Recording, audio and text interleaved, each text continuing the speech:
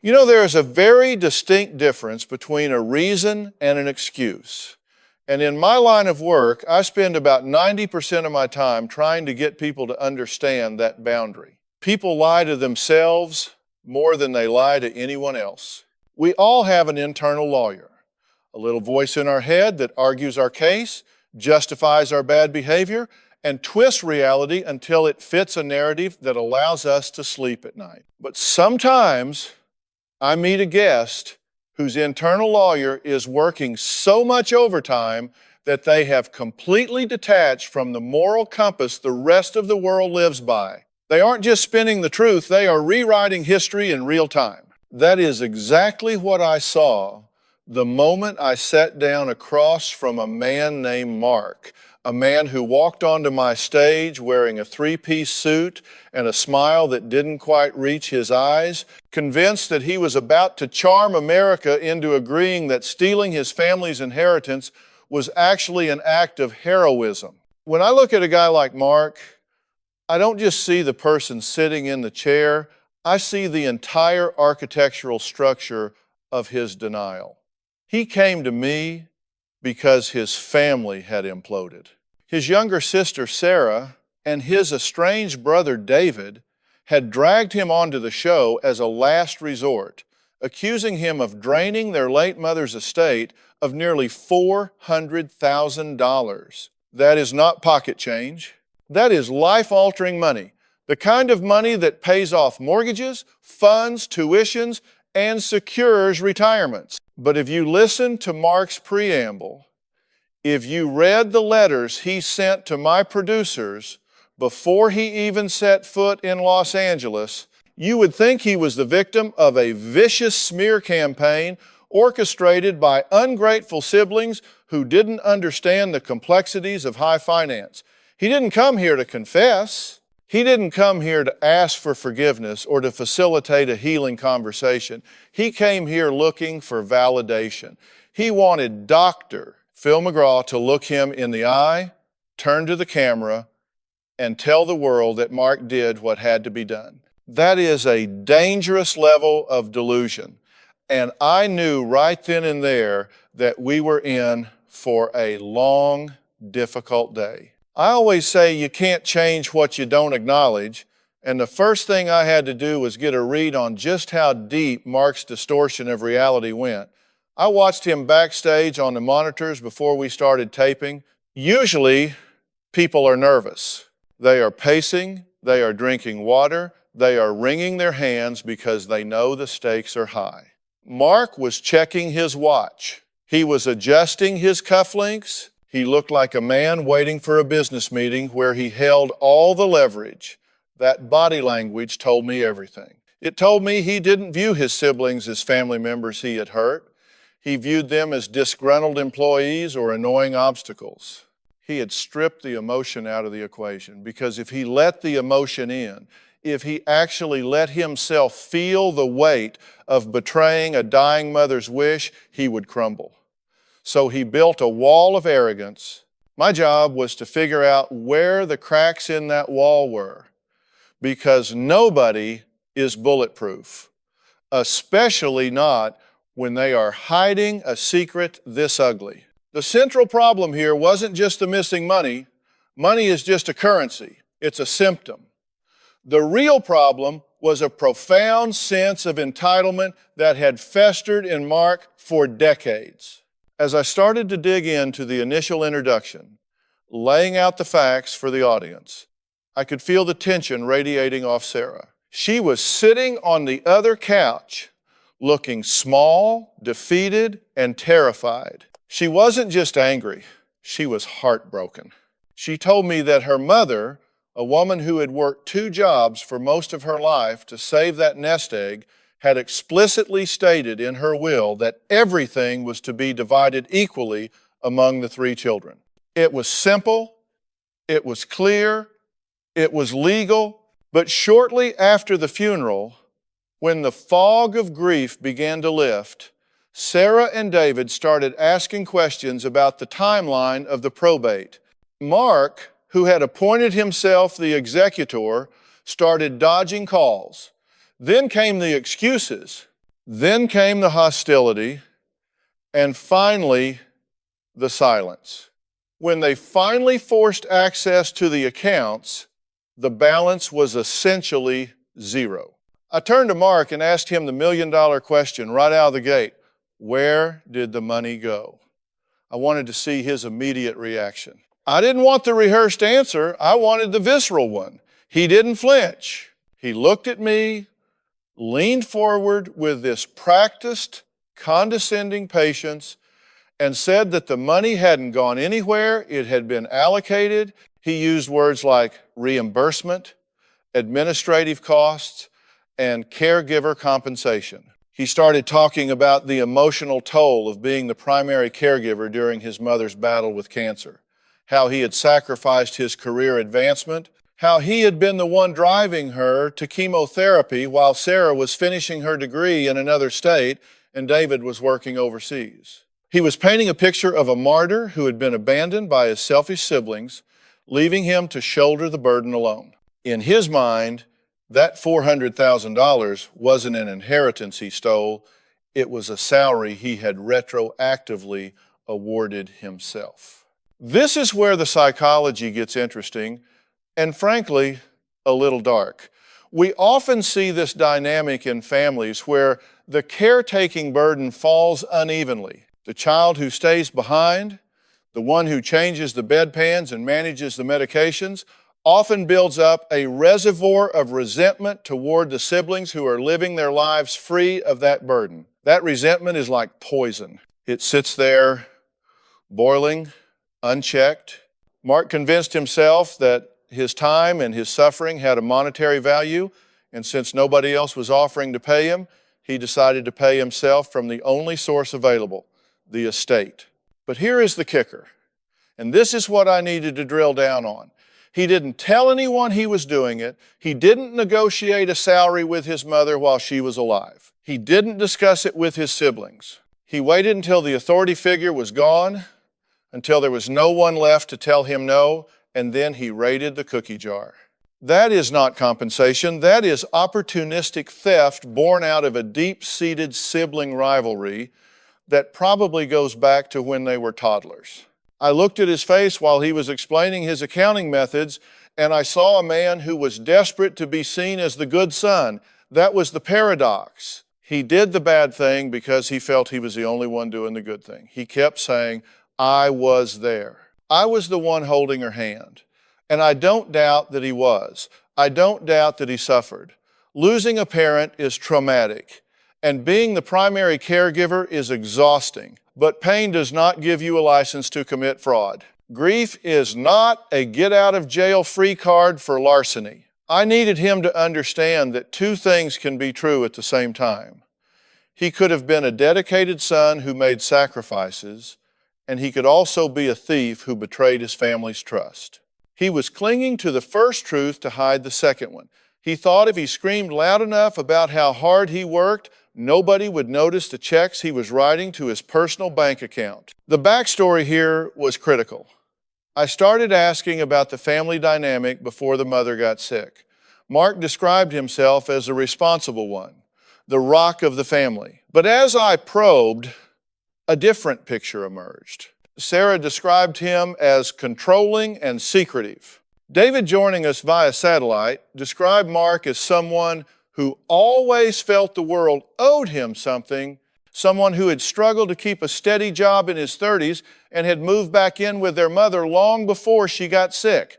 This was a crucial piece of the puzzle. Mark wasn't just there to take care of her. He was there because he had nowhere else to go. He was living rent-free. He was having his bills paid. The narrative that he had given up everything was a half-truth. In reality, the mother was supporting him just as much as he was supporting her. This codependency created a blurred line where Mark stopped seeing his mother's assets as hers and started seeing them as ours, and eventually as mine.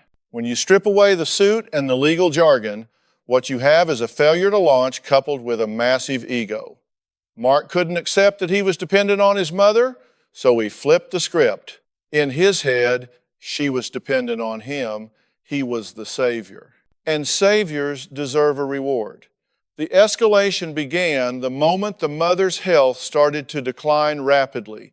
That's when the fear set in. Mark knew that once she was gone, the financial safety net would be gone too. The house would be sold, the money divided, and he would be on his own. That panic, that existential dread of having to stand on his own 2 feet without the family crutch, drove him to secure his future at the expense of his siblings. He started moving money before she even took her last breath.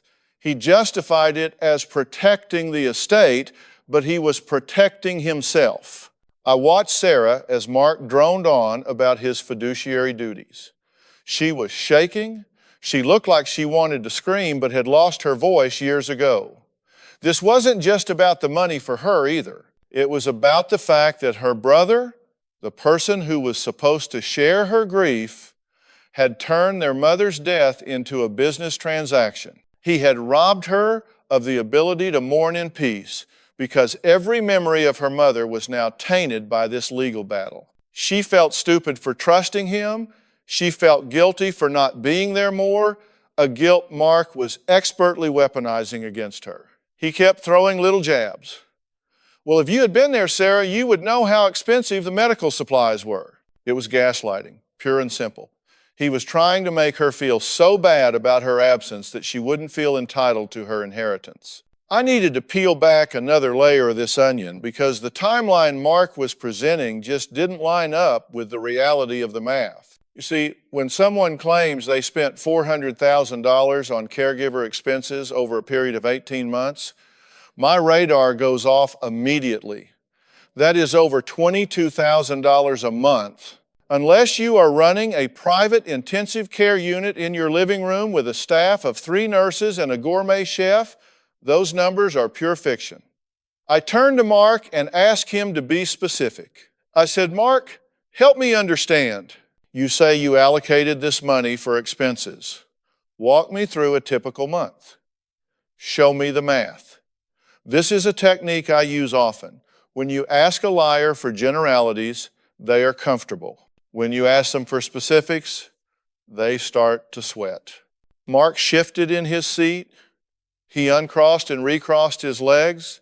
He started talking about miscellaneous overhead and transportation costs. I stopped him right there. I told him, Mark, you don't spend 20 grand a month on gas and groceries. We need to stop insulting everyone's intelligence here. Where is the money? That was the moment the facade cracked just a fraction, and we moved from the backstory into the escalation of the conflict. Mark's face tightened, and his tone shifted from the aggrieved martyr to the defensive bully. He snapped at me, saying that I didn't understand the lifestyle his mother was accustomed to, and that he was merely maintaining her standard of living. This was the trigger for David, the brother joining us via satellite. Up until this point, David had been seething in silence, listening to Mark rewrite history. But when Mark mentioned standard of living, David exploded. He told us that their mother lived a simple life, that she clipped coupons, that she barely turned on the heat in the winter to save a few bucks. The idea that she was burning through cash like a rock star was ludicrous. David revealed the real source of the friction. Shortly after the mother died, David had flown home to help settle the affairs, and he found a brand new, fully loaded pickup truck in the driveway. A truck that Mark was driving, a truck registered in Mark's name, but paid for with a check from the mother's estate account. This was the spark that had lit the fuse on the family explosion. David described the confrontation in the driveway that day. He had asked Mark, "How did you pay for this?" And Mark had looked him dead in the eye and said, "Mom wanted me to have it." That is a classic manipulation tactic. You invoke the name of the deceased to silence the living. Who is going to argue with a dead woman's wish? Well, David did. He demanded to see the paperwork. He demanded to see a gift letter or a line in the will. Mark didn't have it. Instead of producing proof, Mark attacked. He told David that if he had been around more, Maybe Mom would have bought him a truck too. He turned a financial inquiry into a moral judgment on David's character. This is what we call deflection. When you get caught with your hand in the cookie jar, you don't admit you stole the cookie, you accuse the other person of being on a diet. It creates chaos, and in that chaos, the truth gets lost. The escalation didn't stop at the driveway. Sarah, who is naturally conflict averse, tried to play peacemaker. She kept telling herself that maybe there was a misunderstanding, maybe Mark really did deserve the truck. She was bargaining with reality because the alternative that her big brother was a thief was too painful to accept. But the red flags kept piling up. Sarah told me about a time she went to the house to pick up some of her mother's jewelry, sentimental pieces that were promised to her. She went to the jewelry box and it was empty. Not just the expensive stuff, but everything. When she called Mark, he didn't answer.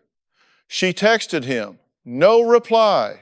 For 3 weeks, he ghosted his own sister. When he finally surfaced, he spun a story about putting the jewelry in a safety deposit box for safekeeping because he didn't trust the neighbors. It was another lie, another delay tactic. The truth, which we later uncovered during our investigation, was that he had pawned most of it to cover gambling debts he had racked up at a local casino. This was a critical piece of information that shifted the entire dynamic of the show. We weren't just dealing with entitlement, we were dealing with addiction and the desperation that comes with it. Mark wasn't just stealing because he felt he deserved it. He was stealing because he was in a hole. But on stage, he refused to admit that.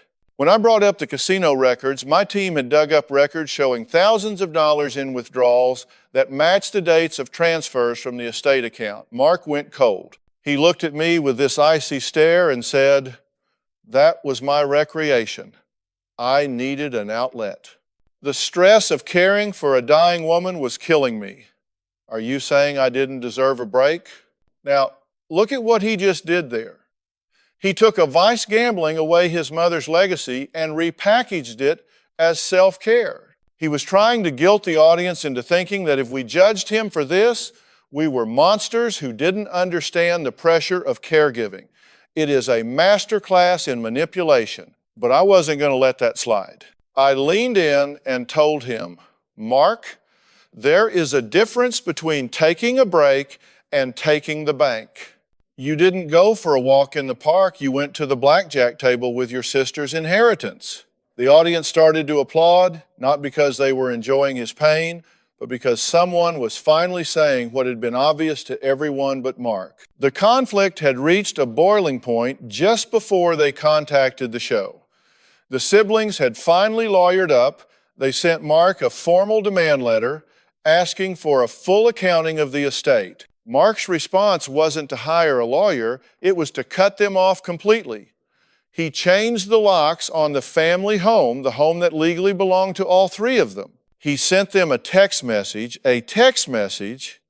mind you, saying that they were no longer welcome on the property and that if they stepped foot on the driveway, he would call the police for trespassing. Think about the psychology of that. He is the intruder. He is the one violating the law, yet he is the one threatening to call the authorities. It is almost delusional in its audacity. He was projecting his own criminality onto his victims. He was terrified that if they got into the house, they would find the piles of unpaid bills, the collection notices, the evidence of his mismanagement. So he built a fortress. Sarah was in tears recalling the day she tried to use her key and it wouldn't turn. She stood on the porch of the house she grew up in, the house where she had celebrated every Christmas, and realized she was locked out of her own history. That was the moment she realized her brother was gone. The Mark she knew was replaced by this stranger who viewed his family as enemies. That is why they were here. They weren't just trying to get the money back. They were trying to understand how a family that had once been close, or at least functional, had descended into this nightmare of locks, lawyers, and lies.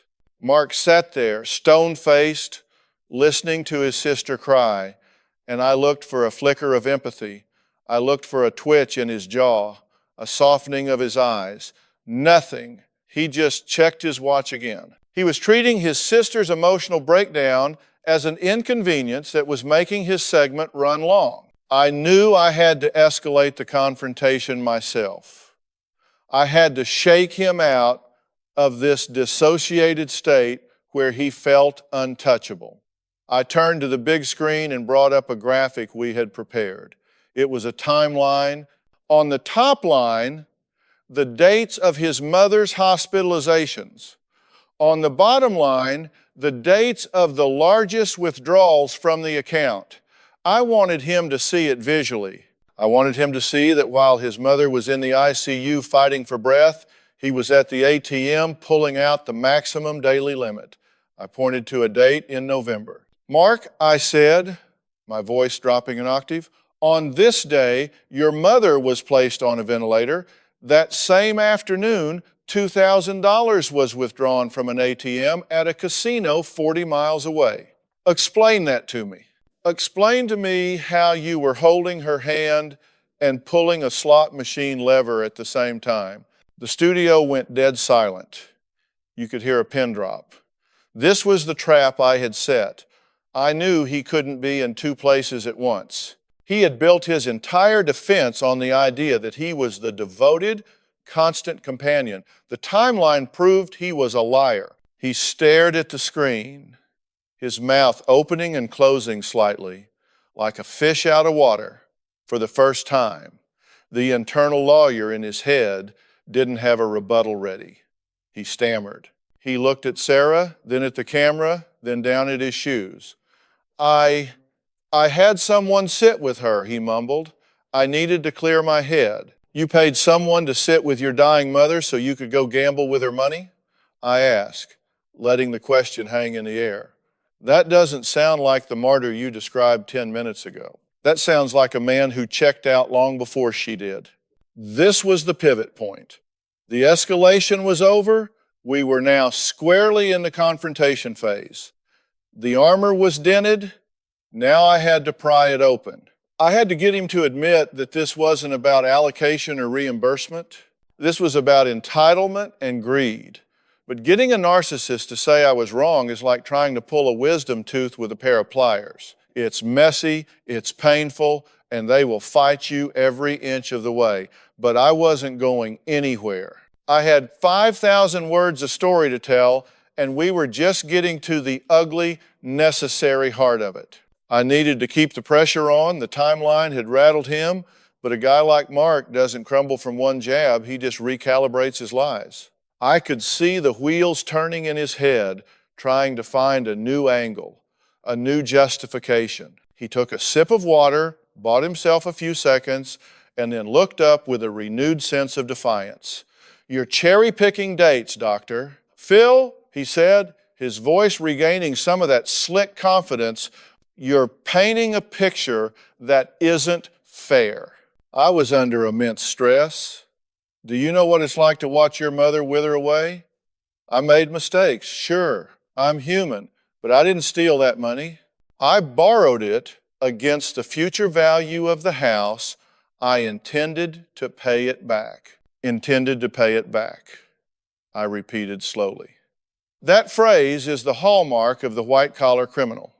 It is the lie that separates the embezzler from the thief in their own mind. I leaned forward, resting my elbows on my knees, locking eyes with him. Mark, intent is invisible. Action is visible. You didn't sign a promissory note. You didn't set up a repayment schedule. You didn't tell the other shareholders, your brother and sister, about this loan. In the real world, when you take money that isn't yours without asking and you don't pay it back, we don't call that borrowing. We call that stealing. And saying you were stressed doesn't change the penal code. I turned back to Sarah. I wanted her to find her voice in this moment because Mark was still dominating the narrative. Sarah, I asked gently, did Mark ever mention a loan to you? Did he ever say, hey, I'm taking $50,000 for a while, but I'll put it back when the house sells? Sarah shook her head vigorously, tears streaming down her face again. Never, she whispered. He told me the money was gone. He said Mom had spent it all on medical bills. He looked me in the face and lied about where it went. If it was a loan, why did he have to lie? That was the nail in the coffin of his borrowing theory. If it was legitimate, transparency would have been his best friend. Secrecy is the best friend of fraud. This is where the confrontation had to go deeper than just the facts. I had to get to the emotional core of why he felt entitled to do this. I looked at Mark and asked, Mark, do you resent your siblings? The question caught him off guard. He blinked. What? Do you resent them? I asked again. Do you feel like they had easier lives? Like they got the lucky breaks while you were stuck? His jaw tightened. He looked over at Sarah, then up at the screen where David was watching. Yeah, he finally admitted, his voice hard. Yeah, I do. David got to go off and play big shot executive in Europe. Sarah got to go to grad school. Who stayed behind? Who fixed the leaky roof? Who mowed the lawn for 20 years? Me. I was the one who was there. They got to live their lives because I sacrificed mine. So this was back pay, I said. In your mind, this wasn't theft. It was an invoice coming due. He didn't answer verbally, but he nodded slightly. That was the breakthrough. It wasn't a confession of guilt in the legal sense, but it was a confession of motive. He had monetized his resentment. He had decided that his siblings' success was a debt they owed him, and since they weren't writing checks, he wrote them himself using their inheritance. It was a twisted form of vigilante justice within the family unit. He wasn't stealing from his mother. He was stealing from David and Sarah to level the playing field. I let that sit there for a moment. The audience was quiet, digesting the rawness of that admission. It's rare to see someone so openly admit to being driven by jealousy, even if he framed it as fairness. I turned to David on the screen. David, you hearing this? Mark feels he paid a price you didn't pay. David's voice crackled over the speakers, tight with controlled anger. I sent money home every month, Dr. Phil. I paid for the roof repairs. I paid for the lawn service Mark claims he did. He didn't sacrifice his career. He got fired 3 times and moved home because it was easy. He's rewriting history to make himself the hero. Boom, another bomb dropped. The sacrifice was a myth. Mark hadn't given up a career. He had failed at one. Moving home wasn't a noble choice. It was a retreat. This destroyed the moral high ground Mark was trying to stand on. He wasn't the martyr. He was the mooch. And when the mooch gets control of the checkbook, disaster follows. Mark's face turned a deep shade of red. He started shouting over David, calling him a liar, bringing up ancient history about who got better grades in high school. He was unraveling. The cool, collected businessman was gone, replaced by a petulant child who had been caught in a lie. I had to steer this chaos towards some kind of resolution, or at least a reality check. We were in the thick of the confrontation phase, and the debris was flying everywhere. Stop, I commanded, raising my voice to cut through the shouting match. Stop it, both of you. We are not litigating your childhoods here. We are talking about $400,000 that is missing today. Mark, the story that you were the unpaid servant has just been poked full of holes. You were living rent-free. Your bills were paid. You were driving a truck paid for by the estate. You were gambling with estate money. You have taken everything, and now you're sitting here telling your brother and sister that they owe you more? That is a level of narcissism that is breathtaking. I could see Mark physically deflate. The fight was leaving him. He knew he had lost the room. He knew the good son act hadn't sold. He slumped back in his chair, crossing his arms defensively. So what do you want me to do? He muttered. I don't have the money. It's gone. You want blood from a stone? This is a common retreat for people in his position. When denial fails, they switch to helplessness.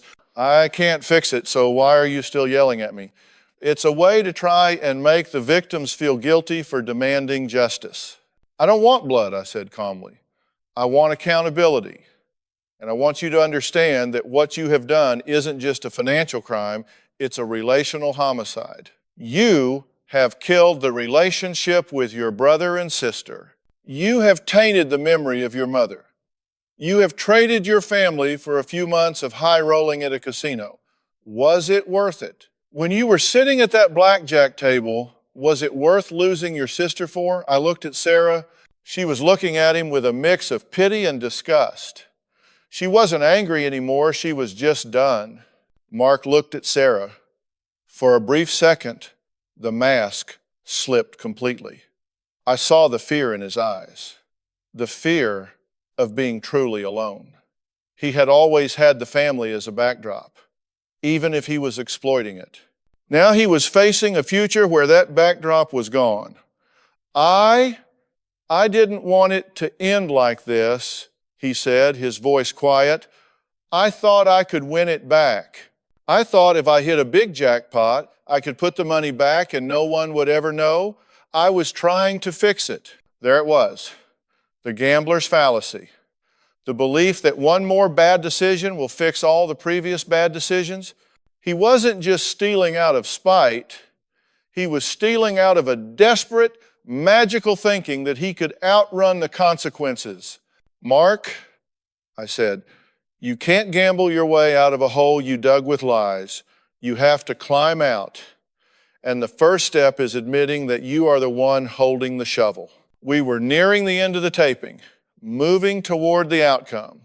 I knew we weren't going to get a check for $400,000 written on stage. That money was vapor. But we could get something else. We could get clarity. I turned to Sarah and David. You two have a choice to make, I said. You can spend the next 10 years chasing a man who has nothing, letting this anger eat you alive, or you can accept that the money is gone and decide what you want your future to look like. Do you want him in it? Sarah looked at Mark. She took a deep breath. I want my brother back, she said, her voice trembling. But I don't know who this person is. The Mark I knew wouldn't do this until he gets help, until he deals with his gambling and his lying. I can't have him in my life. I can't trust him. David was more blunt. I'm done, he said. I'm pursuing legal action. I don't care if I get a dime. I want a judge to say he was wrong. I want it on the record. I looked at Mark. You hear that, I ask? One door is closing maybe forever. The other is cracked open just a tiny bit, but there is a mountain of work you have to do to squeeze through it. You need professional help. You have a gambling addiction and a pathological need to manipulate reality to suit your ego. I can offer you that help. I have resources, I have treatment centers that deal with exactly this kind of behavior. But you have to walk off this stage and go there. You have to surrender the suit, surrender the ego, and go do the work. If you don't, you are going to leave here with nothing, no money, no family, no self-respect, just you and your stories. Mark sat there for a long time. The studio was silent. The ball was in his court. This is the moment of truth in every show. Does the guest choose the hard road of redemption, or do they double down on their denial? Mark looked at the treatment offer I held in my hand. He looked at Sarah. He looked at the camera. He took a deep breath and stood up. He buttoned his jacket. For a second, I thought he was going to walk out. I thought he was going to tell me to go to hell. But then he looked at me and nodded. I'll go, he said. I can't do this anymore. It wasn't a tearful Hollywood ending. He didn't hug his sister. He didn't apologize to David. He just looked tired, defeated. But in that defeat, there was a glimmer of reality. He had finally stopped fighting the truth. He had finally admitted, even if just by accepting the help, that his way wasn't working. I wrapped up the show by turning to the camera. Folks, I said money does strange things to people, but it's never really about the money. It's about value. It's about what we value in ourselves and what we value in the people we love. Mark valued his own comfort over his integrity. He valued a quick fix over his family bonds, and the cost of that wasn't $400,000. The cost was everything. Don't let secrets fester in your family. Don't let resentment build until it becomes theft. Talk, fight if you have to, but tell the truth. Because the truth is the only thing that doesn't depreciate. As the credits rolled, I watched Mark walk off stage with one of my producers. He looked smaller than when he walked in. The arrogance was gone, replaced by the heavy uncertainty of what comes next. Sarah stayed on the couch for a moment, wiping her eyes. I went over to her. "You did the right thing," I told her. "You held him accountable. That's the most loving thing you could have done." She nodded, managed a weak smile, and walked away. The outcome was messy. The money was gone. The family was fractured, but the lie was dead. And that, in my book, is a start. It's not a happy ending, but it's an honest one. And honesty is the only foundation you can build anything real on. That's the story of the stolen inheritance. It wasn't a heist movie, it was a tragedy of character. And tragedies only end when someone decides to stop reading the script and start writing a new one. Mark has a pen in his hand now. We'll see what he writes. I watched Mark disappear into the backstage area, a man stripped of his pretenses, heading toward a treatment facility that would challenge every defense mechanism he had spent 40 years perfecting. But the show doesn't end when the cameras stop rolling. The real story, the outcome, happens in the quiet moments after the lights go down in the days and weeks that follow. I always tell people that the show is just a catalyst. The reaction happens in the real world. And with a case this steeped in betrayal, the reaction is rarely linear or clean. I wanted to follow up on this because, frankly, I wasn't entirely convinced Mark's acceptance of treatment was genuine surrender.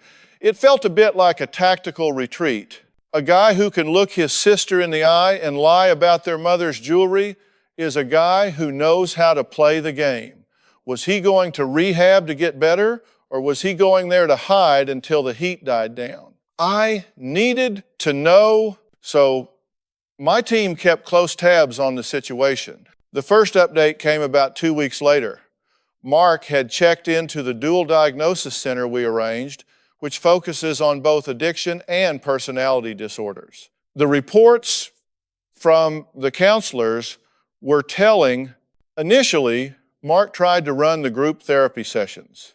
He would interrupt others, offer unsolicited advice, and try to intellectualize his feelings rather than feel them. He was playing the role of the misunderstood executive among broken people. It's a classic defense. If you're the smartest guy in the room, you don't have to be the sickest. But the therapists there are pros. They didn't engage with his narrative, they just kept holding up the mirror. When he talked about his sacrifices, they asked about the casino records. When he talked about his fiduciary duty, they asked about the ghosting. Slowly, painstakingly, they were chipping away at the marble statue he had built of himself. Meanwhile, Sarah and David were navigating their own aftermath. David, true to his word, had proceeded with the civil lawsuit.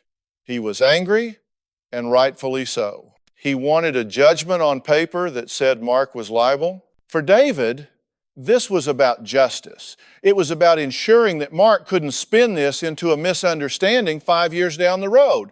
But for Sarah, it was different. She was struggling with the guilt of abandoning her brother to the legal wolves while he was in treatment. This is the insidious nature of the dynamic Mark created. Even when he is the villain, He manages to make the people around him feel like they are failing him. I had a brief call with Sarah to check in. She sounded exhausted. I feel like I'm kicking him when he's down, she told me. I had to stop her right there.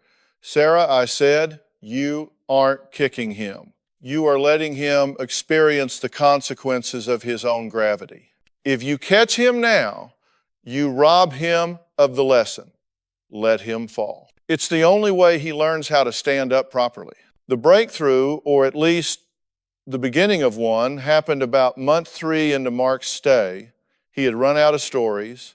The staff had cut off his access to outside validation. He was forced to sit in a room and write a letter of accountability to his mother. Not to Sarah or David, but to the woman whose legacy he had squandered. He was tasked with writing down every dollar he took and what he spent it on. No allocations, no reimbursements, just I took $5,000 for blackjack. I took $2,000 for a hotel suite.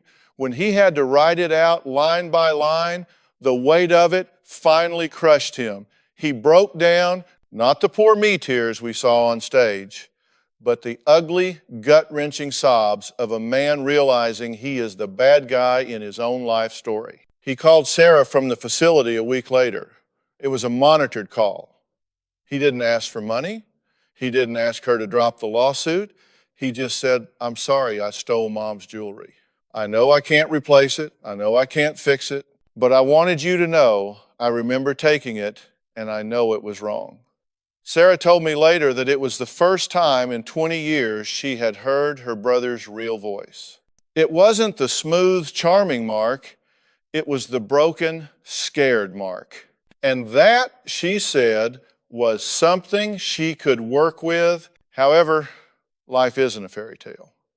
David refused to take the call. He wasn't ready, and maybe he never would be. The lawsuit resulted in a judgment against Mark for the full amount plus interest. Mark will likely never be able to pay it. He will have his wages garnished for the rest of his life. He will have a lien on any property he ever tries to buy.